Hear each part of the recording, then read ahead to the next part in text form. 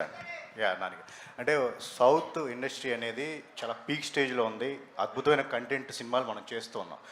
But కానీ north ఎందుకు ఒక చిన్న చూపు అనేది మన హీరోల మీద కానీ ఇంత పెద్ద హిట్లు ఇస్తున్నా సరే ఎప్పటికప్పుడు అవకాశం ఉన్నప్పుడల్లా ఒక చిన్న చూపు చూపిస్తున్నారు. లేటెస్ట్గా ప్రభాస్ గారి మీద ఒక ఎవరో ఏదో మాట్లాడుతూనే ఉంటారమ్మా. ఇప్పుడు ఇప్పుడు ఎలా ఉంటుంది, నువ్వే చెప్తున్నావు సౌత్ టాప్లో ఉందని. ఉందిగా, ప్రపంచం అంతా తెలుసు. అది ఎవరో ఒకరన్నా దానికి మనం ఎందుకు ఆలోచించాలి? నో, ఇన్ఫ్యాక్ట్ నాకు తెలిసి మీరు చెప్తున్న వ్యక్తికి లైఫ్లో బిగ్గెస్ట్ పబ్లిసిటీ ఐ థింక్ నాకు ఇప్పుడే జరిగింది అనుకుంటా. దానికి మీరు అనేది మీరు unnecessary your glorifying and unimportant matter కాబట్టి దానికి నేనే నిదర్శనం. నా మీద రాళ్ళు పడుతుంటాయి. ఎందుకు పడతాయి?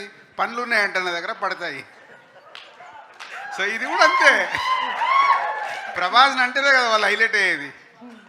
సార్ నాని గారు, సార్ ఇక్కడ సార్ బ్రోచేవారు ఎవరా అంటే సుందరానికి ఇప్పుడు కట్ చేస్తే సరిపోదా శనివారం.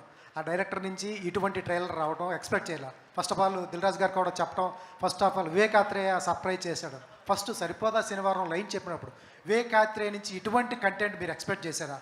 లేకపోతే సరిపోదా శనివారం టైటిల్ విన్నప్పుడు న్యాచురల్గా అక్కడ దూరం సరిపోదా శనివారం ఏంటి టైటిల్ అన్నట్టుగా అనిపించింది. ఫస్ట్ ఆఫ్ ఆల్ ఆ వివేకాత్రేయ నుంచి అటువంటి కంటెంట్ నాకు ఒక నమ్మకం ఉందండి. ఐ థింక్ మనకి సరైన ఫిల్ము లేదంటే మనం ఆ ట్రై చేసేంతవరకు అసలు మన స్ట్రెంత్ ఏంటో మనకి ఎప్పటికీ తెలియదు.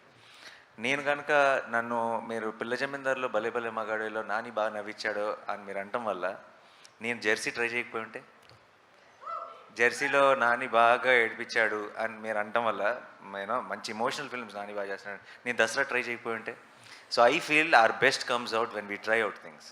మన నమ్మకం ఓకే, అందరికీ ఇంకా మన మీద ఒక నమ్మకం ఉంది, డెఫినెట్గా ఇది పుల్ చేస్తారు. అది కంఫర్ట్ జోన్. అది దాని నుంచి బయటికి వెళ్ళకపోతే మన కొత్త స్ట్రెంత్ ఏంటన్నది మనం ఎప్పటికీ తెలుసు.